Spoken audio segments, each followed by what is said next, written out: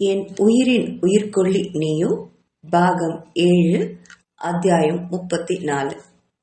மதுரா பயந்தது மாதிரியே சங்கரி பேச ஆரம்பிச்சா. ஏண்டி, எவன் புருஷன் கிடப்பான இப்படி அலைஞ்சிட்டு இருப்பியாடி? உன்னை கடைசி தடவை என்ன சொல்லி அனுப்புன? இனி சித்தார்த்தோட வாழ்க்கையில நீ வரவே கூடாதுன்னு தானடி சொல்லி அனுப்புன அப்படின்னு சொன்னவ அவ அப்படியே படுத்துட்டு இருக்கிறத பார்த்து, ஏன் மகாராணிக்கு எந்திரிச்சு கூட உட்கார முடியாதா என்று நக்கலாக பேசிவிட்டு அவள் அருகில் வந்து அவளை எழுப்ப முயன்றாள். ஏற்கனவே மதுரா தவண்டு போயிருந்தா. இப்போ சங்கரி வந்து அவளை எழுப்பவும் அவளால எழக்கூட முடியல. அவ்வளோ உடம்பு வலி. இதெல்லாம் சொல்லி அவளுக்கு புரிய வைக்கவும் மதுராவால முடியாது. மெதுவா எந்திரிச்சு உட்கார்ந்த முயற்சி பண்ணான். அந்த முயற்சியை பார்த்த சங்கரி, என்ன எந்திரிச்சு உன்னால உட்கார முடியலையா அப்படின்னு சொன்னவ மதுராவை கூர்மையா பார்த்தா. உடம்பெல்லாம் காயம் இருக்கிற மாதிரி தோன்றவும் அவன்தான் இதெல்லாம் பண்ணானா அப்படின்னு மனசுல நினைச்சுவ இவளை தொட்டு அடிக்கிற அளவுக்கு 2 பேருக்கும் உறவு முத்திடுச்சோ.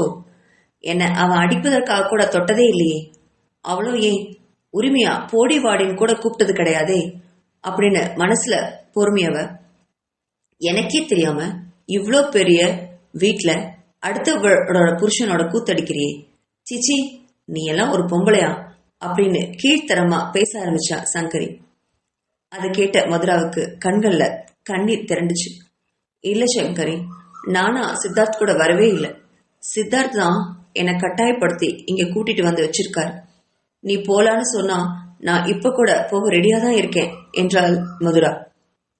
ஏய், இப்படி பச்சை புள்ள மாதிரி நடிக்காதடி. நீ யாருன்னு எனக்கு நல்லாவே தெரியும். நீ ஏற்கனவே சித்தார்த்த காதலிச்சவதானடி. அதை பிரிக்க நான் எவ்வளவு கஷ்டப்பட்டேன்னு எனக்கு தான் தெரியும். இப்ப என்னடானா அவரோட குழந்தைய வயிற்றுல சுமந்துட்டு இருக்கேன் என்று கொந்தளித்து பேசினான் சங்கரி. இல்ல சங்கரி, நீ நினைக்கிறது ரொம்ப பெரிய தப்பு.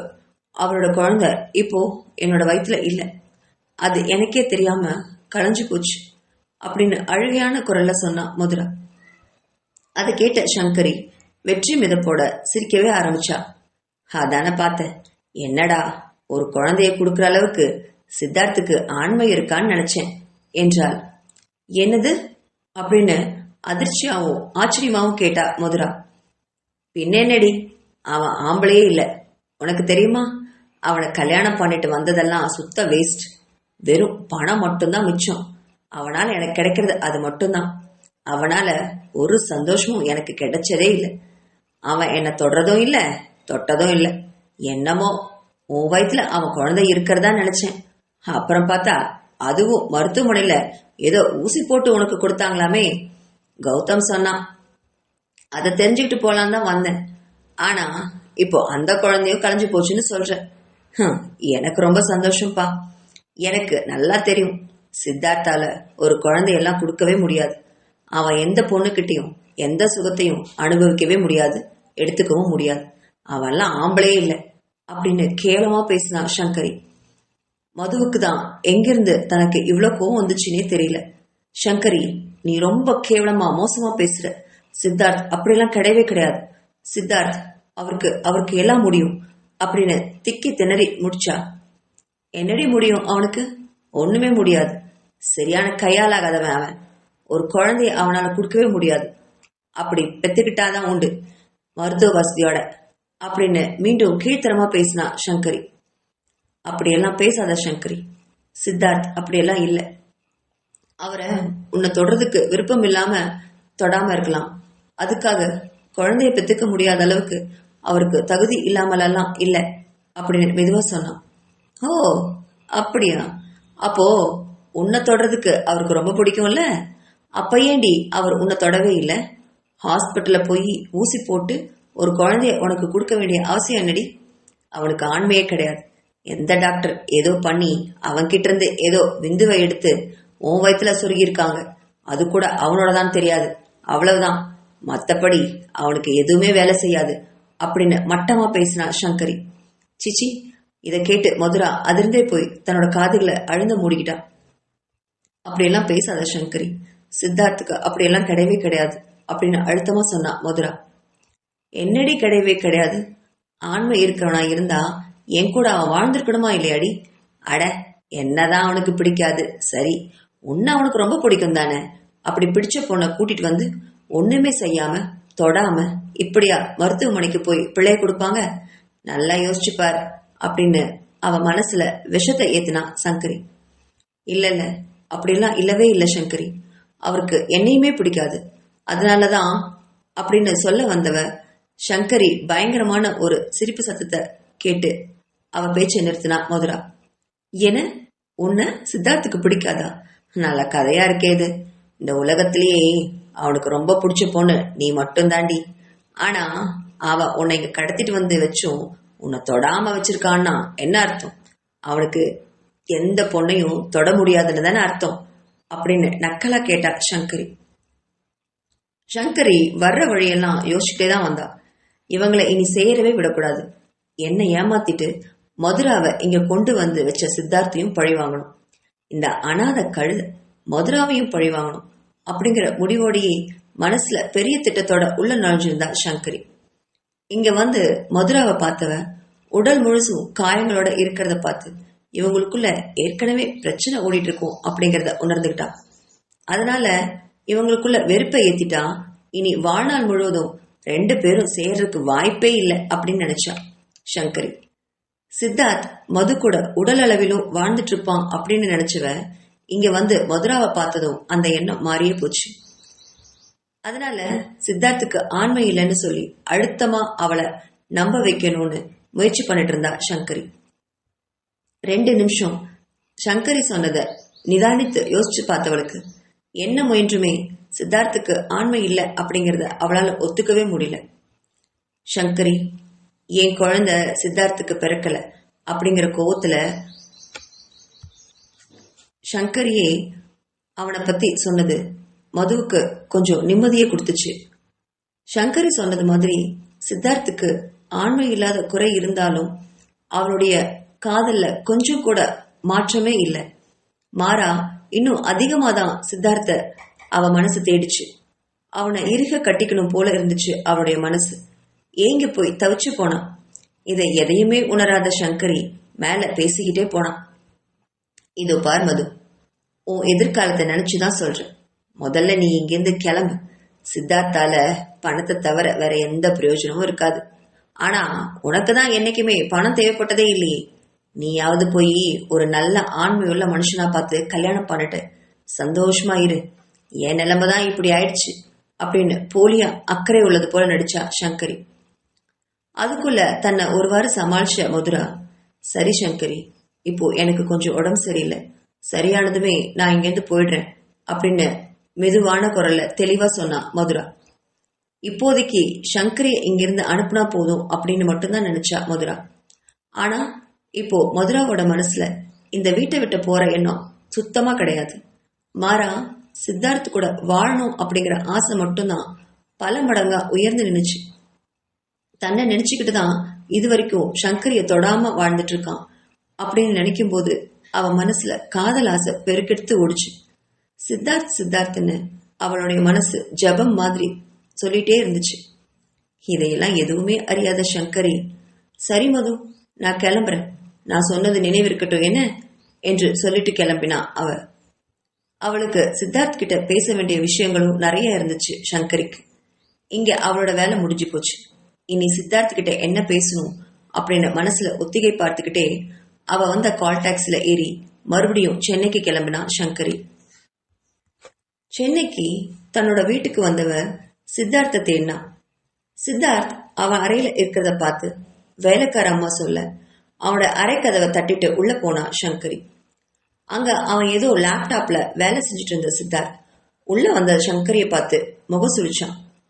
அவனுடைய முகம் சுழிச்சதை கண்ட சங்கரி, என்னை பார்த்தாலே துரைக்கு பிடிக்கலையோ, இப்போ நான் சொல்றத கேட்டா இவனுக்கு வாழ்க்கையே பிடிக்காம போயிடுமே அப்படின்னு மனசுல எகத்தாளமா நினைச்சா சங்கரி. உடனே சித்தார்த்தோட குரல் கேட்டுச்சு. உள்ள வந்துட்டு இப்படி ஒண்ணுமே பேசாமலேனா என்ன அர்த்தம்? ஏதாவது பேசு, என்ன விஷயம்னு சொல்லிட்டு சீக்கிரமா இங்கிருந்து கிளம்பு சங்கரி, எனக்கு நிறைய வேலை இருக்கு அப்படின்னு சொன்னான் எரிச்சலோட. என்ன சித்து, உங்ககிட்ட என்னோட மனக்கவலையெல்லாம் சொல்லலான்னு வந்தா இப்படி எரிஞ்சு விழறீங்களே அப்படின்னு அங்கலாய்த்து குரல்ல சொன்னா சங்கரி. என்னது, என்கிட்ட உன்னோட மனக்கவலையை சொல்ல வந்தியா? ஏன், உன்னோட பாய் ஃப்ரெண்ட் ராஜேஷ் அவன் என்ன ஆனா? அவன்கிட்ட சொல்லாம என்கிட்ட வந்து சொல்றியே, அவன் கோச்சுக்கு போறான் என்றான் நக்களுடன். சரி விடுங்க சித்து, நான் என்னோட பெரியம்மா பொண்ணு மதுரா பத்தி சொல்ல வந்தேன். உங்களுக்கு கேட்க இஷ்டம் இல்லாட்டி விடுங்க, நான் போயிடுறேன், உங்க வேலையை நீங்க கவனிங்க அப்படின்னு போலியான நடிப்போட திரும்ப முயற்சி பண்ணா சங்கரி. மதுராவோட பேரை கேட்டதுமே சடார்னு நிமிர்ந்தான் சித்தார்த். என்ன விஷயம், அவளை பத்தி நீ என்கிட்ட என்ன பேச இருக்கு அப்படின்னு ஆர்வமே இல்லாம கேட்கறது மாதிரி கேட்டான் சித்தார்த். மனசுல சிரிச்சபடி, இல்ல சித்து, இத்தனை வருஷத்துக்கு அப்புறமா மதுராவை பத்தி ஒரு விஷயமும் ஒரு வீடியோவும் எனக்கு வந்திருக்கு. அதை பத்தி பேசிதான் உங்ககிட்ட வந்தேன். அதை பார்த்துட்டு எனக்கே மனசு ஆறல. என்னோட ஃப்ரெண்டு ராஜேஷில அவன் தான் இந்த வீடியோவை அனுப்புனான். அவனுக்கு இது எப்படி கிடைச்சதுன்னே எனக்கு தெரியல அப்படின்னு சொன்னவ நம்மளுடைய குடும்ப மானத்தை இப்படி வீடியோ போட்டு வாங்கிட்டா அப்படின்னு வராத கண்ணீரை தொடச்சிட்டா சங்கரி. அவ சொன்னதை கேட்டவன், வீடியோவா, என்ன வீடியோ, எங்க அது, எனக்கு காட்டு அப்படின்னு சொன்னான் சித்தார்த். இதோ அப்படின்னு அவரோட போன்ல இருந்த ஒரு வீடியோவை சித்தார்த்துக்கு காட்டினா சங்கரி. அதுல மதுரா இன்னொரு ஆம்பளையோட படுக்கையில படுத்திருக்கிற மாதிரி இருந்துச்சு. அதை பார்த்தவனுடைய முகத்துல அருவருப்பு வந்துச்சு. சிச்சி, என்ன கரும வீடியோ இதெல்லாம், இது மாதிரி எல்லாம் யார் எடுத்தது அப்படின்னு ரௌத்ரமா சங்கரை பார்த்து கேட்டான் சித்தார்த். எனக்கு எதுவுமே தெரியாது சித்து, என்னோட ஃப்ரெண்டு ராஜேஷ் தான் அனுப்புனான். அதை பார்த்த எனக்கே மனசாரல அப்படின்னு சொன்னவகிட்ட, தயவு செஞ்சு இதை எடுத்துட்டு கிளம்பு சங்கரி, நான் கொஞ்ச நேரம் தனியா இருக்கணும் அப்படின்னு சொன்னவன். அவ சரி நான் போயிட்டு அப்புறமா வரேன் அப்படின்னு சொல்லிட்டு அவ கிளம்புனதுமே கோபம் அடங்காம தன்னோட அறையில குறுக்கு நெடுக்குமா நடந்தான் சித்தார்த். சீச்சி, இவளையா உருகி உருகி நான் காதலிச்சேன், பாவி, என்னை இப்படி ஏமாத்திட்டாலே, இவெல்லாம் என்ன ஜென்மமோ, இப்படி படுக்கையில வேற ஒருத்தன் கூட இருக்க இவளுக்கு எப்படிதான் மனசு வந்துச்சோ அப்படின்னு நினைச்சவன் இனி இவ பக்கமே திரும்ப கூடாது, இவ மூஞ்சிலேயே முழிக்க கூடாது அப்படின்னு முடிவெடுத்தான் சித்தார்த். அறையை விட்டு வெளியே வந்த சங்கரிக்கும் மனசெல்லாம் ரெக்கை கொண்டு பறக்கிறது மாதிரி இருந்துச்சு. மதுரா 4 வருஷத்துக்கு முன்னாடி அவருடைய பாதுகாப்புல போதை மருந்து கொடுத்து அடைச்சு வச்சிருந்தப்போ எடுத்த வீடியோ தான் இது. இதை அழிக்காம இருந்தது இப்போ எவ்வளவு நல்லதா போச்சு இப்போ அப்படின்னு நினைச்சு மனசுல சந்தோஷப்பட்டா. சபாஷ் சங்கரி, இனி 2 பேரும் கண்டிப்பா பிரிஞ்சிடுவாங்க அப்படின்னு மனசு சந்தோஷமா நினைச்சது. சித்தார்த் மதுராவை பார்க்கவே கூடாது, மூஞ்சிலேயே முழிக்க கூடாது அப்படின்னு நினைச்சு அவன் மேல வெறுப்பா இருந்தவன் அங்க மதுராவும் சித்தார்த்த எப்படா பார்க்கலாம் அப்படின்னு தவிச்சிட்டு இருந்தா. 2 பேரும் வேற வேற மனநிலையில இருந்தாங்க.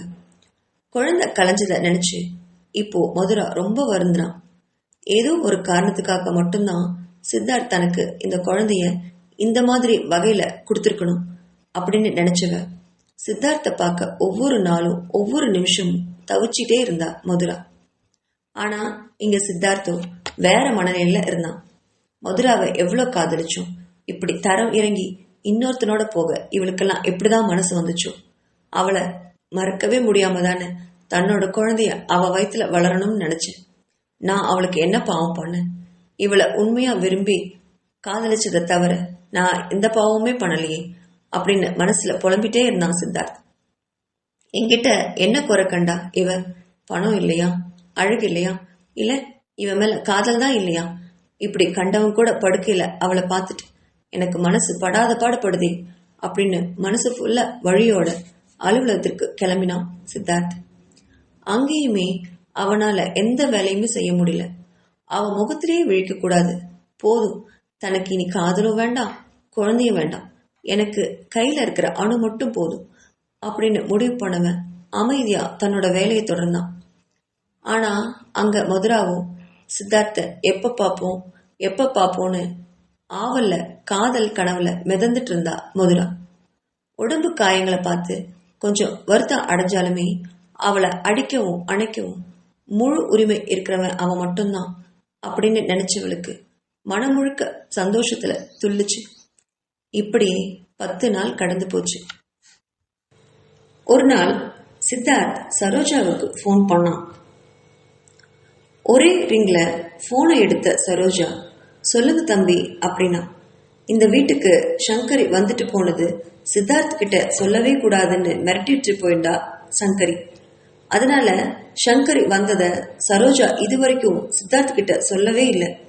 10 நாளும் சித்தார்த் போன் பண்ணவும் இல்லை. இப்போ அவனா போன் செய்யவும் சங்கரியோட விஷயம் எல்லாம் அவனுக்கு தெரிஞ்சிருச்சோ அப்படின்னு பயந்து கலங்கி போனா சரோஜா. ஆனா போன் செஞ்ச சித்தார்த் அவ எப்படி இருக்காக்கா அப்படின்னு கேட்கவும் கொஞ்சம் நிம்மதி பெருமூச்சு விட்டவன், இப்போ பரவாயில்ல தம்பி, காயம் கொஞ்சம் ஆறிடுச்சு அப்படின்னு சொன்னான் சரோஜா. இப்போ கொஞ்சம் நல்லா கூட நடக்கிறாங்க அப்படின்னு சொன்னான். சரி சரோஜாக்கா, இனி அவ எங்க போறான்னு கேட்டு அவளை அங்க நம்ம டிரைவரை விட்டு வர சொல்லி அனுப்பி வச்சிருங்க அப்படின்னு சொன்னான். போதும், அவ இங்க இருந்தது அப்படின்னு விரக்தியான குரல்ல சொன்னான். ஒரு வினாடி அமைதியா இருந்த சரோஜா, சரிங்க தம்பி அப்படின்னு போனை ஆஃப் பண்ணிட்டு மதுராவை தேடி அவளுடைய அறைக்கு போனா சரோஜா. அறையில மதுரா ஏதேதோ கனவுகளோட மிதந்துட்டு இருந்தா சித்தார்த்த நினைச்சபடி. சரோஜா உள்ள வந்ததை அவ கவனிக்கவே இல்லை. மதுராமா மதுராமா அப்படின்னு 2 தடவை கூப்பிட்டுமே பதில் வராதனால மதுராமா அப்படின்னு சத்தமா அழைச்சா சரோஜா. அவ சத்தமா அழைச்சதுல அதிர்ச்சி விட்டு திரும்பினப்போ மதுரா அங்க சரோஜாவை பார்த்து, சொல்லுங்கக்கா அப்படின்னு சொன்னான். இப்போ உங்க உடம்பு எப்படி இருக்கு அப்படின்னு கேட்டா.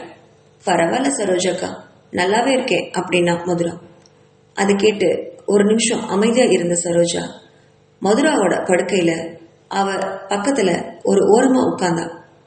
சித்தார்த் தம்பி போன் செஞ்சாருமா அப்படின்னு தயங்கி நிறுத்தினவ சித்தார்த்தோட பெயரை கேட்டதுமே முகத்துல வெளிச்சம் பரவ சரோஜா அடுத்து என்ன சொல்ல போறா அப்படிங்கிற ஆவலோட கேட்டா மதுரா. இனி சீக்கிரமா அவன் வந்துருவான்ல அப்படின்னு நினைச்சா அவ. என்ன சொன்னாரக்கா அப்படின்னு கேட்டவகிட்ட, அது அது அது வந்துமா, உங்களுக்கு உடம்பு நல்லாயிடுச்சுன்னா நீங்க போலான்னு சொன்னாரு அப்படின்னு சொன்னான். அவ அதிர்ந்து பார்க்கவும் ஒரு வினாடி மௌனித்த சரோஜா, தனியா போக வேண்டாம் மதுராமா, நம்ம டிரைவர் கிட்ட நீங்க எங்க போகணும்னு சொன்னீங்கன்னா அவரே கொண்டு போய் உங்களை அங்க விட்டுருவாரு அப்படின்னு சரோஜா சொல்லவும் மதுரா திருப்பி பதில் எதுவுமே சொல்லாம மடியில கோத்துட்டு இருந்த அவளுடைய கை விரல்களையே பார்த்து அமைதியா இருந்தா. சித்தார்த் ஏற்கனவே வீட்டை விட்டு போக சொன்னவன் தான், அது கோவத்துல சொல்லியிருப்பான் அப்படின்னு நினைச்சவளுக்கு இப்போ அது இல்லை அப்படிங்கவும் மனசெல்லாம் பாரமா இருந்தது. கொஞ்ச நேரம் மௌனத்துக்கு அப்புறம், எனக்கு கொஞ்சம் டைம் கொடுங்க சரோஜாக்கா, நான் யோசிச்சு சொல்றேன் அப்படின்னு சொன்னா மதுரா. இதுல யோசிக்க என்ன இருக்கு அப்படின்னு நினைச்ச சரோஜா, ஒருவேளை எங்க போலான்னு யோசிப்பாங்களா போல இருக்கு அப்படின்னு நினைச்சவ, சரி மதுராமா நீ யோசிச்சு சொல்லுமா அப்படின்னு சொல்லிட்டு கிளம்பினா சரோஜா. அத்தியாயம் 36. கொஞ்சம் டைம் கொடுங்க அப்படின்னு சொன்ன மதுரா கிட்ட சரிமான்னு போன அந்த சரோஜா கிச்சனுக்கு போய் வேலையை பார்த்துட்டு இருந்தா.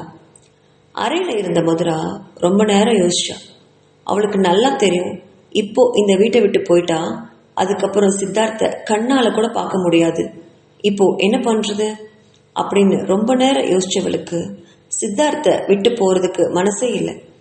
ஒரு திட்டம் மூளையில பளிச்சுன்னு உருவாச்சு.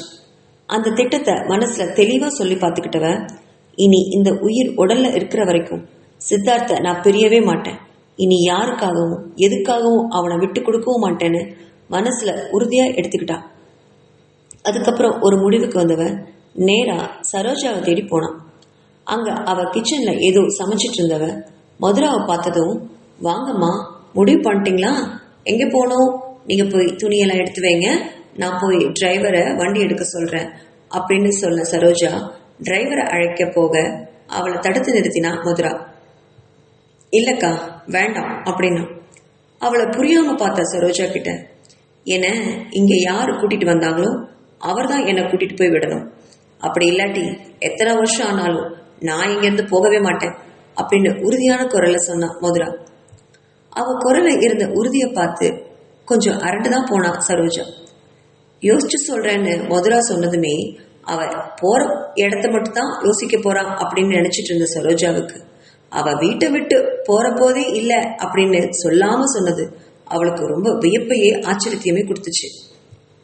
என்ன மதுராமா, என்ன இப்படி சொல்றீங்க, சித்தார்த் தம்பி உங்களை இப்படி விட்டதே அதிசயம், அவர் உங்களை விட்டதை சந்தோஷமா எடுத்துக்கிட்டு நீங்க சீக்கிரமா இங்கிருந்து போயிடுங்க. எத்தனை நாளைக்கு அவருடைய சித்திரவதையை பொறுத்துப்பீங்க? சித்தார்த் தம்பி பத்தி நான் உங்களுக்கு சொல்ல வேண்டியதே இல்லை. அவர் ரொம்ப கோவக்காரர். நீங்க இப்படி பேசுறது தெரிஞ்சா கூட அவர் ரொம்ப கோவப்படுவாரு அப்படின்னு சொன்னா சரோஜா. இல்லக்கா, அப்படியெல்லாம் இங்கிருந்து சுலபமா என்னால போயிட முடியாது.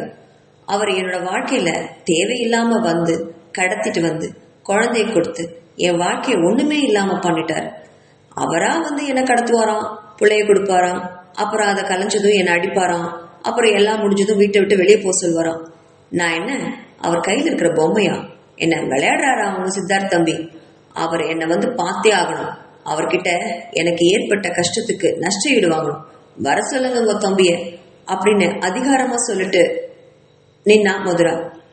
இதுவரை மதுரா கிட்ட இந்த மாதிரி ஒரு குரலை கேட்காத சரோஜா, நீங்க கொஞ்ச நேரம் நல்லா யோசிங்க மதுராமா அப்படின்னு சமாதானமா சொன்னான். என்ன யோசிச்சாலும் என்னோட முடிவு இதுதான் சரோஜாக்கா. சித்தார்த்த வர சொல்லுங்க, அவர்கிட்ட நான் கண்டிப்பா பேசுவேன். இனி பேச ஒன்னும் இல்லை அப்படிங்கிற மாதிரி அவ எதுவுமே பேசாம அந்த வார்த்தையை சொல்லிட்டு அவளுடைய அறை நோக்கி நடந்து போனா மதுரா. அவ போறதையே ஒரு ஆச்சரியத்தோட பார்த்துட்டு இருந்தா சரோஜா. சாது மிரண்டா காடு கொல்லாதாம் அப்படிங்கிற பழமொழிதான் அவளுக்கு இப்ப ஞாபகம் வந்துச்சு. மதுரா போனதும் தன்னோட அலைபேசி எடுத்து சித்தார்த்துக்கு கூப்பிட்டா சரோஜா. மதுரா சொன்ன விஷயத்த சித்தார்த் கிட்ட சொன்னதும் சித்தார்த்துக்கு கண்மண் தெரியாம கோபம் வந்துச்சு. கழுதைக்கு திமிரப்பாரு, செய்யறதெல்லாம் செஞ்சுட்டு நான் வந்து இவளை பார்த்து பேசி அதுக்கப்புறம் தான் இவளை போவாளாம். அதுவும் இவளை நானே கொண்டு போய் விடணுமா? திமிரு, அவ்வளவு திமிரு அப்படின்னு மனசுல நினைச்சவன் முடியாதுன்னு போய் அவகிட்ட சொல்லிடுங்க அப்படின்னு போனை வைக்க போனான். ஆனா சரோஜா தம்பி தம்பி என்று அழைக்கவும் போனை ஆஃப் பண்ணாம அவ சொல்றத கேட்க தயாரானான். என்னக்கா சொல்லுங்க என்றான். தம்பி, நான் சொல்றேன்னு தப்பா எடுத்துக்காதீங்க. அந்த பொண்ணை பார்த்து நீங்க பேசி கொண்டு போய் விட்டுருங்க தம்பி. அதுதான் சரியா இருக்கும், அதுதான் நல்லதும் கூட. நாளைக்கு அந்த பொண்ணு தனியா போய் அதுக்கு ஏதாவது ஆயிடுச்சுன்னா அப்புறம் நாம தானே வருத்தப்படணும் அப்படின்னு சொன்னா தன்மையா. கொஞ்ச நேரம் மௌனமா இருந்த யோசிச்சவன் சரோஜா சொல்றதும் கொஞ்சம் சரியாவே பட, சரிதான்க்கா, நான் ஒரு 2 நாள்ல வந்து அவகிட்ட பேசுறேன், அவளை நானே கொண்டு போய் விட்டுடுறேன் அப்படின்னு சொல்லி போனை வச்சான். சித்தார்த் சொன்னதை மதுரா கிட்ட வந்து சொன்னா சரோஜா. அதை கேட்ட மதுரா மனசுல அவன் வந்தா என்னெல்லாம் பேசணும்னு ஒத்திகை பார்த்துக்கிட்டா. சித்தார்த் சொன்ன மாதிரியே அடுத்த 2 நாட்கள்ல அதிகாலையிலேயே ஏற்காடு வீட்டுக்கு வந்தான். வந்தவன் நேரா மதுராவோட அறையை போய் பார்த்தான். அவ அப்பதான் குளிச்சுட்டு வந்து புடவை கட்டிட்டு இருந்தா. அரைக்கதவை திறக்கும் சத்தம் கேட்டதும் யாரு அப்படின்னு அவ திரும்ப அங்க சித்தார்த் நின்றுட்டு இருக்கிறத பார்த்தவ திடுக்கிட்டு புடவை முந்தானைய நழுவ விட்டா. அதை பார்த்த அவகிட்ட சித்தார்த் மயங்கி நின்னது ஒரு வினாடி மட்டும்தான். அடுத்த வினாடி, ஆம்பளைங்களை மயக்கிறதுக்குன்னே நீ இந்த மாதிரி எல்லாம் யோசிப்பியா? இப்படி முந்தானியே இல்லாம என் முன்னாடி நிக்க உனக்கெல்லாம் உடம்பு கூசலையா அப்படின்னு கேட்டான் கோவமா. அவனுக்கு அந்த வீடியோவை பார்த்த கோவம். சித்தார்த்தை பார்த்த அடுத்த வினாடி புடவை எடுத்து தோல்ல போட்டுக்கிட்டவ சித்தார்த்தோட கேவலமான பேச்சுல மனசு கஷ்டப்பட்டான். அடுத்த வினாடி இனியெல்லாம் இவன் கிட்ட பயப்படவே கூடாது அப்படின்னு மனசுல முடிவு செஞ்சவ சித்தார்த்த துணிஞ்சு நிமிர்ந்து பார்த்தா. நான் மயக்கினா உங்களுக்கு எங்க போச்சு புத்தி? நான் ஏன் உங்களை மயக்கணும்? மயங்கி போய் நிக்க நீங்க முதல்ல ஆம்பளையா இருக்கணும். ஆம்பளையா இருக்கிறவங்க தான் மயக்கத்தை பத்தி பேசுற தகுதியே இருக்கு. உங்களுக்கு அதை பத்தி எல்லாம் பேசுறதுக்கு என்ன தகுதி இருக்கு? அதை பத்தி எல்லாம் உங்களுக்கு என்ன கவலை அப்படின்னு துணிச்சலோட கேட்டா மதுரா. என்னடி சொன்ன? நான் ஆம்பளை இல்லைன்னா சொன்னேன் அப்படின்னு சொன்னவன் தான் நிதானத்தையே இழந்திருந்தான். வேகமா வந்து அவளை அடிக்க கைய ஓங்கினான் சித்தார்த். ஆனா மதுரா இதை எதிர்பார்த்தே இருந்தது மாதிரி முகத்துல ஒரு கர்வத்தோட, நீங்க ஆம்பளைன்னு நிரூபிக்க என்ன அடிச்சுதானே நீங்க நிரூபிக்கணும், வாங்க வந்து அடிங்க, எனக்கு என்ன அடி வாங்குறது உங்ககிட்ட புதுசா அப்படின்னு கன்னத்தை காட்டிட்டு திமிரோட நின்னா மதுரா. அடிக்க கைய ஓங்கியிருந்தவன் சீ அப்படின்னு அருவருப்போ அவளை விட்டுட்டு நகர்ந்தான். அவன் நகர்ந்ததை பார்த்து முகத்துல சிரிப்பை வரவழைச்சவன் தான் ஆம்பளைன்னு நிரூபிக்க அதை பொண்ணு கிட்ட அடிச்சு வீரத்தை காட்டுறவரெல்லாம் பெரிய பிசினஸ் மேன் அப்படின்னு சொல்லிட்டு திரிறாங்க அப்படின்னு சத்தமாவே முணுமுணுத்தா மதுரா. அவளை விட்டு ஒரு அடி நகர்ந்தவன் அவளை அழுத்தமான காலடிகளோட அவளை நோக்கி நடந்து வந்தான். அவ முன்னாடி தன்னோட இரு கால்களையும் அகற்றி வச்சுட்டு நின்னுட்டு தன்னோட மார்பின் குறுக்கே கைகளை கட்டினபடி, எனக்கு ஒரு குழந்தை இருக்கு தெரியுமா உனக்கு அப்படின்னு நிதானமா கேட்டான். அவளும் அதே திமிரோட, குழந்தை இருக்கிறது தெரியும், ஆனா அது உங்களுடையதானா அப்படிங்கிறது தான் எனக்கு சந்தேகமா இருக்கு அப்படின்னு சொன்னா கிண்டலோட மதுரா. அவளுடைய குரல்ல இருந்த கிண்டல உணர்ந்தவன் அது அவனுடைய ஆண்மைக்கே விட்ட சவாலா நினைச்சான். ஏய் அப்படின்னு கேவலம் காதலிச்ச ஒருவனை ஏமாத்திட்டு படுக்கை சுகத்துக்காக மத்தவங்க கிட்ட போய் படுத்தவன் நீ, என்னை பத்தி பேச உனக்கு வெக்கமா இல்லையாடி அப்படின்னு பல்ல கடிச்சுக்கிட்டு கேட்டான் சித்தார்த். அவளுடைய கேரக்டரை பத்தி பேசுனதும் அவளுக்கு கோபம் பொத்துட்டு வந்துச்சு. இவன் கல்யாணம் பண்ணிக்கிட்டது தெரிஞ்சும் இவனுக்காக தினமும் ஏங்கி தவிச்சிட்டு இருந்தவளை பார்த்து என்னென்ன வார்த்தையெல்லாம் இவன் பேசுறான் அப்படின்னு மனசுல கொந்தளிச்சவன், ஆமா அப்படிதான், காதலிச்சுவன் ஆம்பளையே இல்லைன்னு தெரிஞ்சப்புறம் எந்த பொண்ணு உங்க கூட படுக்க ஒத்துப்பா, அதனாலதான் நான் ஒரு ஆம்பளையர் பார்த்து தேடி போனேன் போதுமா அப்படின்னு சித்தார்த்த முறிச்சுப்படி கேட்டா மதுரா. அது மட்டும்தான் அவளுக்கு நினைவு இருந்துச்சு. அடுத்த வினாடி அவன் அடிச்ச அடியில கண்கள்ல பொறி கலங்க பக்கத்துல இருந்த படுக்கையில போய் விழுந்தான். என்னடி சொன்ன, நான் ஆம்பளை இல்லைன்னு இன்னொருத்தனை தேடி போனியா நீ, அப்போ நான் ஆம்பளையா இல்லையான்னு நிரூபிக்கிறேன் பாக்குறியா அப்படின்னு அவன் கோவமா கர்ஜிக்க, அதுக்கு மேலேயும் மதுரா அஞ்சாம அவனை நேரா திரும்பி பார்த்தா.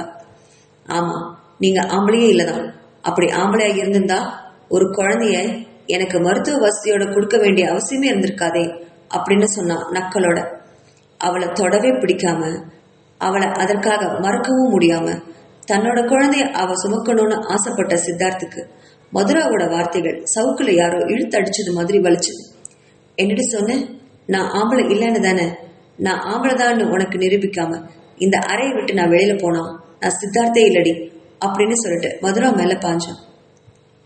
அவனுடைய எதிர் செயலை எதிர்பார்த்தே காத்திருந்த மதுரா அவனுடைய செய்களை கொஞ்சம் கூட பயப்படாம, நீங்க என்னை எவ்வளவு அடிச்சாலும் அதுல நான் செத்தே போனாலும் நான் சொன்னதுதான் உண்மை, நீங்க ஆம்பளையே இல்லை அப்படின்னு தன் மீது இருந்த சித்தார்த்த கண்களை நேரா பார்த்து சொன்னான் மதுரா. அதுல கோபத்தோட எல்லைக்கே போயிருந்தான் அவன். நான் ஆம்பளையா இல்லையான்னு இனி நீ கொஞ்ச நேரத்திலே தெரிஞ்சுக்கோ அப்படின்னு சொன்னவன் மதுராவோட துணிகளை அவ தடுக்க தடுக்க கிழிச்சு எரிஞ்சான். அவ திமிர அவளை கடிச்சு கொதறினான். சித்தார்த்தோட மிருகத்தனத்தை தாங்க முடியாத மதுரா துடிச்சு போனான். ஆனாலும் மனசுல சந்தோஷமே வந்துச்சு. தன்னுடைய சித்தார்த்துக்கு இல்லாத உரிமையா அப்படின்னு நினைச்சவ பல்ல கடிச்சிட்டு அவனுடைய செய்த அத்தனை சித்திரவதைகளையும் பொறுத்துக்கிட்டா. வலியில கண்கள்ல கண்ணீர் பெருகுச்சு. அந்த கண்ணீரை கண்டுமே சித்தார்த்தோட வெறித்தனம் கொஞ்சம் கூட குறையல. அவளுடைய கண்ணீரை கண்டும் அவளுடைய மார்பு இடுப்புன்னு பார்க்காம கடிச்சு கொதறினான். எல்லாம் முடிஞ்சு அவளை அரை மயக்கத்துல இருந்ததை உணர்ந்தும், இப்போ என்ன ஆம்பளன் ஒத்துப்பதானே அப்படின்னு அவ கண்ணத்தை பலமா பிடிச்சு கேட்டான் சித்தார்த். கண்கள்ல கண்ணீரும் உதட்டுல புன்னகையுமா மதுரா சொன்ன பதில் அவனை உலுக்கி போட்டுருச்சு. இல்ல, எப்போது உங்களால எனக்கு ஒரு குழந்தைய உருவாக்க முடியுதோ அப்ப ஒத்துக்கிறேன் நீங்கள் ஆம்பளைதான் அப்படின்னு சொன்னவ அவன் பதில எதிர்பார்க்காதவன் ஒரு வினாடி அவளை உறுத்து பார்த்துட்டு அவளை விட்டு விலகி அவனோட அறைக்கு போனான். அறைக்குள்ள வந்தவன் தான் ஏன் இப்படி நடந்துக்கிட்டோம் அப்படின்னு அவன் மேலேயே அவனுக்கு வெறுப்பு வந்துச்சு. அவளை தொடவே கூடாதுன்னு நினைச்சுவன் இன்னைக்கு அவளை தொட்டது மட்டும் இல்லாம இவ்வளவு மிருகத்தனமா கேவலமா நடந்துக்கிட்டோமேன்னு அவனுக்கு அவன் மேலேயே கோபம் வந்துச்சு. அவளுக்கு தான் அறிவில்லை, தன்னை ஆண் பிள்ளை இல்லை அப்படின்னு சொன்னான். தனக்குமா அறிவில்லை, அத நான் ஏன் அவகிட்ட நிரூபிக்கணும், அந்த அறிவு கூடவா எனக்கு இல்லாம ஏன் போச்சு அப்படின்னு தன்னைத்தானே நொந்துக்கிட்டான் சித்தார்த். இப்போதான் தான் அடிச்சதுல இருந்து உடம்பு காயமெல்லாம் சரியாயி கொஞ்சம் நடக்க இருந்த மதுராவை இப்படி மறுபடியும் படுக்கையில விழுற மாதிரி செஞ்சிட்டோமே அப்படிங்கிற குற்ற உணர்வு அவனை கொஞ்சம் கொஞ்சமா கொல்ல ஆரம்பிச்சது. ஆனாலும் அவ கடைசியா பேசின வார்த்தைகள் இன்னும் அவனோட செவியில ஒழிச்சுக்கிட்டே இருந்தது. பாவி, என்ன வார்த்தையெல்லாம் பேசுறா, அவனால அவளுக்கு ஒரு குழந்தைய கொடுக்க முடிஞ்சா அவன் அவன் ஆண் பிள்ளையான், எவ்வளவு கேவலமா பேசுறா, இவளை காதலிச்ச பாவத்துக்கு இன்னும் என்னென்ன பேச்சுக்களையெல்லாம் இவ வாயிலிருந்து கேட்க வேண்டிய வருமோ அப்படின்னு தன்னோட தலையெழுத்த நொந்துகிட்டான் சித்தார்த். இந்த அறையிலே இருந்தா அவனுக்கு பைத்தியமே பிடிச்சிடும் போல தோன்றுச்சு. பேசாம காரை எடுத்துட்டு இந்த ஊரை கொஞ்சம் சுத்திட்டு பார்த்துட்டு வரலாம் அப்படின்னு காரை எடுத்துட்டு வெளியில போனான் சித்தார்த். அறைக்குள்ளேயே இருந்தா மூச்சு மூட்டுற மாதிரி இருந்தது அவனுக்கு. மதுரா தன்னோட படுக்கையில அரை மயக்கத்துல இருந்தவ சித்தார்த் தங்கிட்ட நடந்து கொண்ட முறையை நினைச்சு உதட்டுல புன்னகையோட உறங்க முயற்சி பண்ணான். உடம்புல அவன் செய்த சித்திரவதைகளால எல்லா பக்கமும் வலிக்க ஆரம்பிச்சிருந்தது. அப்பதான் கடைசியா அவன் அடிச்ச அடியில ஏற்பட்ட காயங்கள் ஆறத் தொடங்கி இருந்தது. இப்போ அதுக்கு மேல வேற காயங்கள் அவனால வேறு விதமா ஏற்பட்டிருந்தது. அதையெல்லாம் தொட்டு பார்த்தவ தான் மனசுக்குள்ள சிரிச்சுக்கிட்டான். ஏன் சித்தார்த் ஆண் பிள்ளைதான்னு, சங்கரி சொன்னதெல்லாம் பொய்ன்னு, அவனால கண்டிப்பா ஒரு குழந்தைய தர முடியும்னு, அவன் குழந்தை கண்டிப்பா எனக்கு வேணும், இனி சித்தார்த் எனக்கு மட்டும்தான், யாருக்காகவும் எதுக்காகவும் இனி எப்பவுமே அவனை விட்டு கொடுக்கவே மாட்டேன் அப்படின்னு மனசுல நினைச்சா. அவன் இனி தன்னை எத்தனை சித்திரவதை பண்ணாலும் பரவாயில்ல, அவன் வாழ்க்கையில அவனை ஏமாத்திட்டு போனதுக்கு இது எனக்கு தகுந்த தண்டனையா நான் ஏத்துக்க போறேன். சங்கரிய அவனுக்கு கல்யாணம் பண்ணி வச்சதுக்கு நானும் ஒரு காரணம். அவன் தினமும் தர சித்திரவதைகள் அது எவ்வளவு பெருசா இருந்தாலும் அதை ஏத்துக்க மனசு தயார்படுத்திக்கணும். இனிமேல் இனி வரப்போற நாள் எல்லாமே அவளுக்கு ரொம்ப பெரிய சவாலா இருக்க போகுதுன்னு மனசுல நினைச்சபடி கொஞ்சம் மயக்கத்துக்கு போக ஆரம்பிச்சிருந்தா மதுரா. இடையில சரோஜா மதுராவோட அறைக்குள்ள எப்பவும் போல வந்து பார்த்தா. ஆனா அங்க மதுரா இருந்த கோலத்தை பார்த்து அதிர்ச்சி அடைஞ்சதை விட ரொம்பவுமே பெரிய அதிர்ச்சி அடைஞ்சா. அன்னைக்கு இருந்ததை விட இன்னைக்கு ரொம்ப மோசமாவே இருந்தா. அவ துணிகள் எல்லாம் கீழே கிடக்க, படுக்கையில மதுரா மேல ஒரு போர்வை மட்டும் இருந்தது. அவ நல்ல மயக்கத்துல இருந்தா. அவளை உத்து பார்த்தா சரோஜா. முகத்திலையும் உடம்புலையும் அங்கங்க ரத்த காயம், யாரோ கடிச்சது மாதிரி ஆங்காங்க சிவப்பு தடயம். அவளுக்கு நல்லா புரிஞ்சிருச்சு சித்தார்த் வந்திருக்கான்னு. அவன் தான் இத்தனையும் செஞ்சிருக்காங்கிறது அவளுக்கு நல்லா தெரிஞ்சுட்டா. இந்த பொண்ணுக்கு பைத்தியம் பிடிச்சிருச்சா அப்படின்னு நினைச்சா மனசுல. அவனே போயிடுன்னு சொன்னான். இவதான் கேட்கவே இல்லை. இப்படி இவன்கிட்ட சித்திரவதையெல்லாம் அனுபவிக்கணும்னு இந்த பொண்ணுக்கு என்ன தலையெழுத்தா? அன்னைக்கே போயிருந்தா இன்னைக்கு இவ்வளவு பெரிய அவமானமும் சித்திரவதையும் இவளுக்கு ஏற்பட்டிருக்காதே அப்படின்னு மனசுல கவலையோட நினைச்சா சரோஜா. இப்போ என்னதான் பண்றது அப்படின்னு யோசிச்சபடியே சித்தார்த்த பார்க்க போனா சரோஜா. அங்க அவனோட அறையில சித்தார்த் இல்லாததை பார்த்து தோட்டக்காரன் கிட்ட வந்து விசாரிச்சா. அவன் காரை எடுத்துட்டு வெளியில போயிருக்கிறதா சொல்ல, சரி இனி மதுராவுக்கு காயம் சரியா இருக்கு, மஞ்சள் பத்தையாவது தயார் செஞ்சு பூசிட்டு வரலாம் அப்படின்னு நினைச்சவ நேரா கிச்சனுக்கு போய் மஞ்சள் கலந்த பத்தை தயார் பண்ணா. அதை எடுத்துட்டு மறுபடியும் மதுராவோட அறைக்கு வந்தவ அவ பக்கத்துல உட்கார்ந்து மஞ்சள் பத்தை அவளுடைய உடம்புல பட்ட காயங்களுக்கு இடத்துல தடவி விட்டா. அந்த மஞ்சள் பத்து பட்ட இடம் எரிய உடனே கண்ணு விழிச்ச மதுரா சரோஜாவை பார்த்தா. கண்கள்ல கண்ணீரோட, உதட்டுல புன்னகையோட, நன்றி சரோக்கா அப்படின்னு சொன்னவ மறுபடியும் அயர்ந்து போய் கண்களை இறுக மூடிக்கிட்டா. அவ மஞ்சள் பத்த உடம்புல காயப்பட்ட இடங்களுக்கு தடவ அவ கண்கள்ல இருந்து கண்ணீர் ஆறா பெருகுச்சு. அதை கண்ட சரோஜாவுக்கும் கண்ணீர் வந்துச்சு. ஏமா உனக்கு இவ்வளோ கஷ்டம்? அன்னைக்கே சித்தார்த் தம்பி சொன்னார்ல இந்த வீட்டை விட்டு போக சொல்லி, நீ ஏமா போகாம இருக்க? அன்னைக்கு போயிருந்தா இன்னைக்கு இவ்வளோ சித்திரவதை நீ அனுபவிச்சிருக்க வேண்டிய அவசியமே இருக்காதே அப்படின்னு சொன்னா சரோஜா. அதை கேட்ட மதுரா, இல்லக்கா எனக்கு அவர்கிட்ட கொஞ்சம் கடன் பாக்கி இருக்கு. நான் அவருக்கு நிறைய கடன் பட்டிருக்கேன். அவரை தான் நான் உயிருக்குயிரா நேசிக்கிறேன். அவர் இனி என்ன சித்திரவதை செஞ்சாலும் அவரை இனி யாருக்காகவும் எங்கேயும் விட்டு கொடுக்க போறதா இல்லை. நான் அவரை விட்டு போகவும் மாட்டேன் அப்படின்னு பலவீனமா சொன்னவ உடம்பு வலி தாங்க முடியாம, காயங்கள்ல பட்ட எரிச்சல் தாங்க முடியாமலையும் கண்கள் மூடிட்டு தூங்க ஆரம்பிச்சிருந்தா. அவ தூங்க முயற்சி பண்றத பார்த்த சரோஜா அவளை போர்வையால போர்த்திட்டு மறுபடியும் மஞ்சள் பத்தை எடுத்துக்கிட்டு அந்த அறையை விட்டு வெளியே போனா. பைத்தியக்கார பொண்ணு, என்ன சொன்னாலும் இந்த புள்ள கேட்காத போல இருக்கு அப்படின்னு மனசுல புலம்புனபடி கிச்சனுக்கு போய் அன்றைய சமையல்ல இறங்கினா சரோஜா. இந்த சித்தார்த் தம்பி வந்தா கொஞ்சம் கண்டிச்சு பேசணும் அப்படின்னு நினைச்சபடியே வேலையை கவனிச்சா. நல்லா தூங்கி எழுந்த மதுரா மணியை பார்த்தா. மணி மத்தியானம் 3ன்னு காட்ட அதிர்ந்து போய் எழுந்தவ முடியாம தட்டு தடுமாறி குளியலறைக்கு போய் குளிச்சுட்டு வேற உடைய அணிஞ்சுக்கிட்டு வெளியில வந்தவ சரோஜாவை தேடி சமையல் அறைக்கு போனா. அவ அங்க இல்லாததால எங்க போயிருப்பான் அப்படின்னு யோசிச்சுக்கிட்டே தோட்டத்து பக்கம் போய் பார்த்தா மதுரா. தோட்டத்துல அங்க இருக்கிற நாற்காலியில உட்கார்ந்தபடி வானத்தை வெறிச்சு பார்த்துட்டு இருந்தா சரோஜா.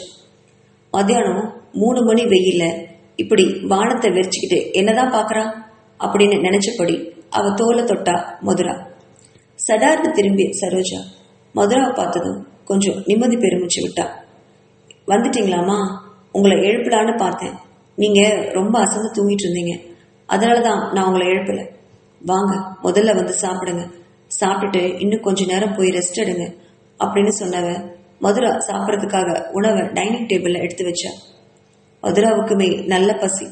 நேத்து நைட்டு சாப்பிட்டது அப்படின்னு நினைச்சபடி சரோஜா சமைச்சு வச்சிருந்த சாப்பாடை ஆவலோட சாப்பிட ஆரம்பிச்சா. ஆனாலுமே ஒரு அளவுக்கு மேல அவளால சாப்பிட முடியல. போதும்கா அப்படின்னு சொன்னவ மெல்ல எழுந்து தன்னோட அறைக்கு நடந்து போக முயற்சி பண்ணான். அதை பார்த்த சரோஜா மதுராவை தடுத்து நிறுத்தி, இருங்கம்மா, உங்களுக்கு போன தடவை காயம் பட்டப்போ டாக்டர் எழுதி கொடுத்த மருந்து மாத்திரையில கொஞ்சம் மீதி இருக்கு. அதை நான் எடுத்துட்டு வந்து தரேன். அதை ஒட்டுக்கா சாப்பிட்டுட்டே போய் படுத்துக்கோங்க, நல்லா தூக்கம் வரும் அப்படின்னு சொல்லி சாப்பிட்றதுக்கு மருந்து எடுத்துட்டு வந்து கொடுத்தா. அது கிட்டத்தட்ட தூக்க மாத்திரை மாதிரி தான். அது தெரிஞ்சுதான் மதுரா அதை சாப்பிட்டா. உடம்பு வலிக்கு அது இப்போ ரொம்ப தேவைப்பட்டுச்சு. அதை வாங்கி விழுந்தவ நன்றி சரோஜாக்கா அப்படின்னு சொல்லிட்டு அவளோட அறைக்கு தட்டு தடுமாறி நடந்து போனான். அவன் நடந்து போறதையே பரிதாபமா பார்த்துட்டுனா சரோஜா. அறைக்குள்ள போனதுதான் தாமதம். எப்படா படுக்கலான்னு நினைச்சவ படுத்த உடனே நல்லா தூங்கிட்டா. உடம்பு வலி எல்லாம் கொஞ்சம் ஆறுனது மாதிரி இருந்தது. நல்லா தூக்கம் கண்ணை கழட்டுச்சு. சித்தார்த் வெளியில போனவன் இரவு 8 மணிக்கு மேலதான் வந்தான். வந்தவன் நேரா சரோஜாவை நாடி போனான். சரோஜாவோட முகத்துல விழிக்கவே அவனுக்கு ரொம்ப சங்கடமா இருந்தது. சரோஜா சித்தார்த்தை பார்த்து, நீங்க செய்யறதெல்லாம் ரொம்ப பெரிய தப்பு தம்பி. பாவம் அந்த பொண்ணு அனாதை மாதிரி இருக்கு. அவளை கடத்திட்டு வந்து இப்படி எல்லாம் சித்திரவதை பண்றது எந்த விதத்துல நியாயம் அப்படின்னு ஆதங்கமா கேட்டா சரோஜா. சரோஜாவுக்கு பதில் சொல்லாம தலை குனிஞ்சபடி நின்றுட்டு இருந்தா சிறு புள்ள மாதிரி. அதை கண்ட சரோஜாவுக்கு பாவம், இந்த புள்ளதான் என்ன பண்ணும், மனைவியும் சரியில்லை, காதலிச்ச பொண்ணும் சரியில்லை அப்படின்னு மனசுல நினைச்சுவேன். சரி, போனது போகட்டும் தம்பி, இனி இது மாதிரி எல்லாம் செய்யாதீங்க அப்படின்னு சொன்னவன் ஒரு வினாடி அமைதிக்கு அப்புறம், சரிங்க தம்பி, போங்க, போய் குளிச்சுட்டு வாங்க, நான் சாப்பாடெல்லாம் எடுத்து வைக்கிறேன், நீங்களும் சாப்பிட்டு ரொம்ப நேரம் ஆயிடுச்சு, சாப்பிட்டுட்டு நீங்களும் போய் கொஞ்ச நேரம் ரெஸ்ட் எடுங்க, மற்றதெல்லாம் காலையில பேசிக்கலாம் அப்படின்னு சொன்னா சரோஜா. சரிக்கா அப்படின்னு சொல்லி சரோஜா சொன்னது மாதிரி அவனோட அறைக்கு போய் குளிச்சுட்டு டைனிங் டேபிள்ல வந்து உட்கார்ந்தான் சித்தார்த். அவனுக்கு தேவையான உணவெல்லாம் எடுத்து வச்சவ அவன் சாப்பிட்ற வரைக்கும் அவனவே நின்று பார்த்துட்டு இருந்தா. என்ன சரோஜாக்கா, என்னையே பார்த்துட்டு இருக்கீங்க, உங்களுக்கு ஏதாவது என்கிட்ட சொல்லணுமா அப்படின்னு மெதுவா கேட்டான் சித்தார்த். ஆமாங்க தம்பி, எனக்கு தெரிஞ்சு அந்த மதுரா பொண்ணு உங்களை ரொம்ப உயிருக்குயிரா விரும்புறான்னு நினைக்கிறேன். இல்லைனா நீங்க இவ்வளவு சித்திரவதை செஞ்சும் அந்த பொண்ணு இப்ப வரைக்கும் வீட்டை விட்டு வெளியில போகாம இருக்குமா? அந்த பொண்ணு நினைச்சா எங்கிட்ட இருந்து போனை வாங்கி போலீஸ்க்கு போன் பண்ண தெரியாதா? ஆனா அந்த பொண்ணு எதுவுமே செய்யல, உங்களை காட்டி கொடுக்கவே இல்லை. இப்ப வரைக்கும் நீங்க கொடுக்குற அத்தனை சித்திரவதையும் பொறுத்துக்கிட்டு தாங்கிட்டு தானே இருக்கா. அந்த பொண்ணை பத்தி கொஞ்சம் யோசிக்க தம்பி, போதும், அந்த பொண்ணை விட்டுருங்களேன் என்று சொன்னா சரோஜா. அவ சொல்றதெல்லாம் பொறுமையோட கேட்ட சித்தார்த், சரிக்கா, நான் இதை பத்தி யோசிக்கிறேன் அப்படின்னு சொன்னபடி தட்டுல கையை கழுவினான். கையை கழுவிட்டு எழுந்தவன், நான் தான் அவளுக்கு அன்னைக்கே போக சொல்லி சொன்னேனே, அவதான் போகாம இப்படி உட்கார்ந்து அழிச்சாட்டியம் பண்ணிட்டு இருக்கா, என் உயிரை எடுத்துட்டு இருக்கா.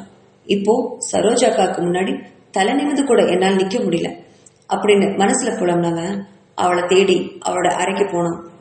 அங்க மதுரா நல்ல ஒருக்கத்துல இருந்தா. அவ பக்கத்துல போனவன் அவ உடம்பு காயங்களை பரிசோதித்தான். உடம்பு முழுவதும் அவனால ரொம்ப காயப்பட்டு இருந்தா மதுரா. அதை பார்த்தவனுக்கு மனசெல்லாம் புண்ணாகி போச்சு. மெதுவா அவளோட தலையை கோதி விட்டான் சித்தார்த். அந்த அரை மயக்கத்துல அரை தூக்கத்துல யாரோ தன்னை தொடர்ந்து மாதிரி உணர்ந்த மதுரா கையை நீட்டி அந்த கையை பற்றிட்டா. மதுராவோட கை தான் மேல பட்டதும் சித்தார்த்துக்கு ஏதோ சிலையில உயிர் வந்த மாதிரி இருந்துச்சு. பார்த்துட்டே நின்றுட்டு இருந்தான் மதுராவை. கையை பிடிச்ச மதுரா கண்ணை திறக்க முயற்சி பண்ணான். சின்னதா கண்ணை திறந்தவ அந்த இருட்டு வெளிச்சத்துல சித்தார்த்தோட உருவம் தெரியவும், சித்தார்த் அப்படின்னு மெதுவா கூப்பிட்டா. சித்தார்த் அப்படின்னு மதுரா அழைச்சதும் அவனுக்கு போன உயிரே வந்த மாதிரி இருந்துச்சு. மது அப்படின்னு மெதுவா அழைச்சான் சித்தார்த். சித்தார்த், இன்னைக்கு என்கிட்ட நீங்க படுத்துக்க முடியுமா அப்படின்னு மென்மையா காதல் உணர்வோடு கேட்டா மதுரா. அந்த குரல்ல அவன் எதை உணர்ந்தானோ, சித்தார்த் மெதுவா அவளுடைய பக்கத்துல உட்கார்ந்தவன் அவளுடைய நெற்றி, கண்ணம், கழுத்துன்னு ஒவ்வொன்னா மெல்லமா தடவி கொடுத்தான். அந்த தடவுல தன்னை இழந்த மதுரா அவனோட கைகளை பற்றி மென்மையா தன்னோட ஈரமான உதடுகளை பதிச்சா. அந்த முத்தத்துல தன்னையே கரைச்சான் சித்தார்த். மது அப்படின்னு காதலோட அழைச்சவன் அவளுடைய உதடுகளை மென்மையா முத்தமிட்டான். அந்த மென்மையான தீண்டுதல்ல தன்னை இழந்த மதுரா சித்தார்த்த இறுக்கமா அவனுடைய கழுத்தை இழுத்து கட்டிக்கிட்டா. இப்போ அவளுக்கு சித்தார்த்தோட முழு அரவணைப்பும் தேவைப்பட்டுச்சு. மதுராவுக்கு இறுக்கி கட்டி கொண்டவளால சித்தார்த்தை விடவே முடியல. மதுராவோட கைகள் பட்டதுமே அவனுமே தன்னை உணர்வுலையே தொலைச்சிருந்தான். மது அப்படின்னு செவிகளை மெல்லமா முணுமுணுத்தவன் அதுக்கு மேல தன்னை கட்டுப்படுத்தி கொள்ள அவன் எந்த முயற்சியுமே பண்ணல. விடியற்காலையில அவன் எந்த அளவுக்கு மதுரா கிட்ட முரட்டுத்தனமாகவும் மிருகத்தனமாகவும் நடந்துட்டானோ அதுக்கு எதிர்விதமா இப்போ அன்பாவும் ஆசையாவும் அவன் நடந்துட்டான். அவனுடைய மென்மையான தழுவுகள்ல பழைய காதல் துளிர் விட்டிருந்தது ரெண்டு பேர்கிட்டயுமே. அந்த பழைய காதல் உணர்வு ரெண்டு பேருக்கும் வர அந்த இரவு அவங்களுக்கு இனிய தேனிலவா இருந்துச்சு.